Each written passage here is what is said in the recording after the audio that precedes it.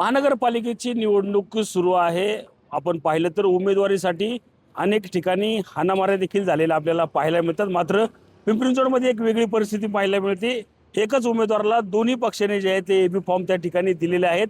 नीलम म्हात्रे प्रभाग क्रमांक 20 मधून जे आहे त्या अर्ज त्यांनी या ठिकाणी दाखल केले आहेत। एक शरद पवारांची राष्ट्रवादी असेल, त्याचप्रमाणे शिवसेना ही उद्धव बाळासाहेब ठाकरे यांची आहे। या दोन्ही पक्षांकडून त्यांना अर्ज जे आहेत ते देण्यात आले आहेत। काय सांगाल, दोन अर्ज तुम्ही दाखल केले आहेत, छाननीच्या वेळेस तुम्ही एक अर्ज मागे घेतलेला आहे का, आणि का ही गरज वेळ पडली की तुम्हाला हे दोन्ही अर्ज भरावे लागले? गेल्या काही दिवसापासून असं चित्र होतं की महाविकास आघाडी होणार आहे, तर त्या अनुषंगाने आम्ही दोन्ही फॉर्म भरले गेले आहेत। तर आता दुपारपर्यंत आमच्या वरिष्ठांसोबत आमचं बोलणं चालू आहे, तर जो निर्णय येईल तो आम्ही घेऊ। ही का वेळ आली तुमच्यावर की दोन्ही अर्ज जे आहेत ते दाखल केलेत? शिवसेनेचा असेल, उद्धव बाळासाहेब ठाकरेंचं, एक राष्ट्रवादीचं, हे दोन्ही पक्षांची ही वेळ का आली? म्हणजे कशामुळे काय झालं ही की हे दोन फॉर्म भरावे लागले तुम्हाला? खरं सांगायचं तर हे प्रभाग क्रमांक 20 मधले हे राजकारण पूर्ण गुंतागुंतीचं राजकारण आहे।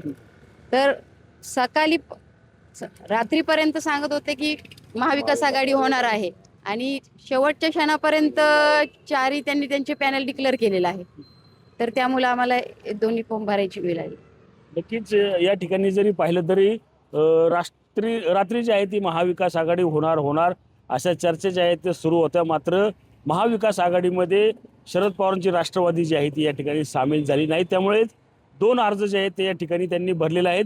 दुसरा अर्ज आज मागे घेणार आहेत, मात्र कुठला अर्ज ते मागे घेणार आहेत या बद्दल जे आहे ते किंवा या संदर्भात जे आहे ते अद्यापही चर्चा त्यांची सुरू असलेली पाहायला मिळते। मात्र या निवडणुकीमध्ये आपण पाहिलं तर दोन एबी फॉर्म भरणाऱ्या या नीलम म्हात्रे जे आहेत त्या आज एक अर्ज जे आहे ते आपल्याला ठेवतील, आणि एक अर्जावर जे आहे ती ही निवडणूक जी आहे ती लढणार असल्याचं या ठिकाणी त्यांच्याकडून सांगण्यात आलेलं आहे।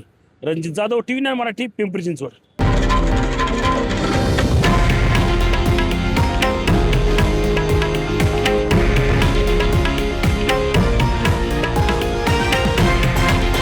हे आहे देशातील नंबर 1 न्यूज नेटवर्क, आणि आपण पाहत आहात TV9 मराठी, एकमेव।